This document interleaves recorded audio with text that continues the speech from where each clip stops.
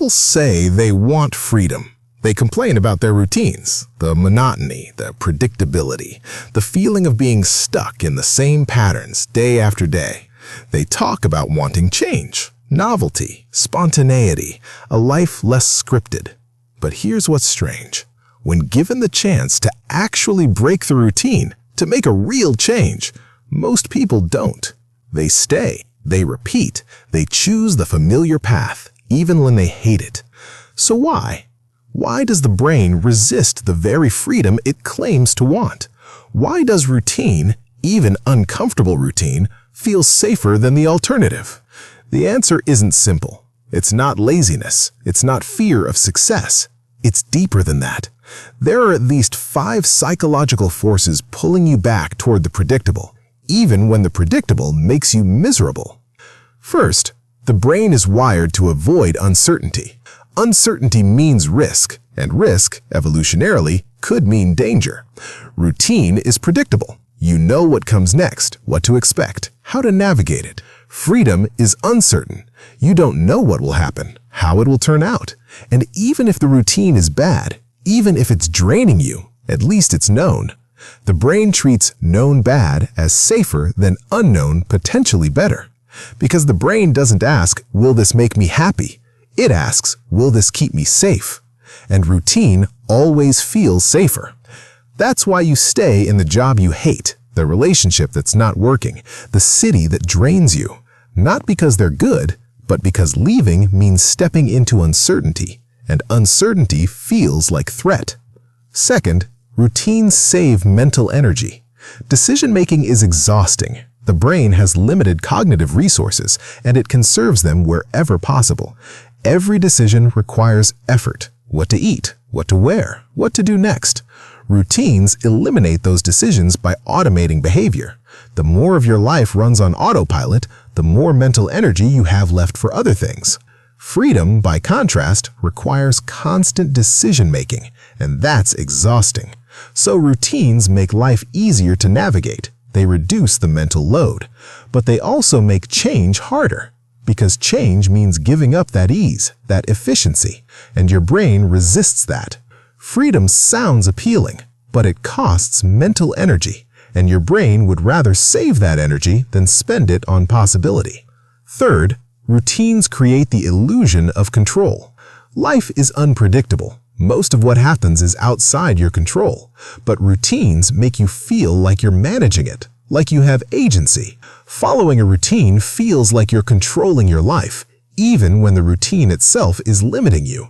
It gives structure and predictability, a sense of order. Breaking the routine means admitting you don't have as much control as you thought, and that admission is psychologically uncomfortable. So you cling to the routine because it makes you feel in control, even when it's not. Here's the paradox. The more tightly you hold on to routine, the less freedom you actually have. But the routine convinces you that you're in charge. And sometimes that feeling is enough to keep you stuck. Routine doesn't give you control. It gives you the feeling of control. And for the brain, that's close enough. Fourth, over time, routines become who you are. You repeat behaviors long enough, they stop being things you do, they become part of your identity. I'm someone who goes to the gym at 6 a.m. I'm someone who orders the same coffee every day. I'm someone who works late.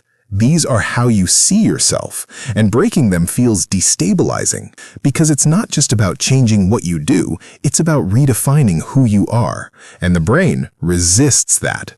Identity is one of the ways the brain creates coherence, a sense of continuity across time. When you change your routines, you threaten that coherence. So even when the routine stops serving you, you stay, because leaving means becoming someone you don't recognize. You do routines, and you become them. And the brain resists change because change feels like self-erasure. Fifth, the devil you know. The known, even when uncomfortable, is psychologically easier to tolerate than the unknown, because at least you know what you're dealing with. You know exactly how bad your current situation is. You've mapped it, adjusted to it, survived it. The alternative? You have no idea. It could be better, or it could be worse, and worse looms larger in your mind than better. So, You stay. The routine might not be good, but the unknown feels more threatening. This is why people stay in jobs that drain them, relationships that don't work, lives that feel too small. They might not be content, but the alternative requires facing something the brain interprets as more dangerous: uncertainty. You end up tolerating a life you don't want because the alternative feels riskier than staying. The brain doesn't choose what's best. It chooses what feels least threatening, and familiarity almost always wins. So, the brain resists freedom because it's uncertain, cognitively expensive, threatens the illusion of control, destabilizes your identity, and forces you into the unknown. Routine does the opposite. It's predictable, efficient, gives you a sense of agency, becomes part of who you are, and keeps you in familiar territory. And this isn't a flaw. It's how the brain is designed to seek safety, conserve energy, maintain coherence. But safe and good aren't the same. The routine that feels safe might also be the thing keeping you stuck. The predictability that protects you from uncertainty might also be protecting you from growth. You don't have to blow up your life. You don't have to abandon every routine you have. But try to see when you're choosing routine because it feels safer than the alternative. Try to know if it truly serves you, because the brain will always pull you toward the predictable. That's its job. But predictability isn't the same as living. So, be safe, but don't be too safe. You should watch this video next. I think you will like it.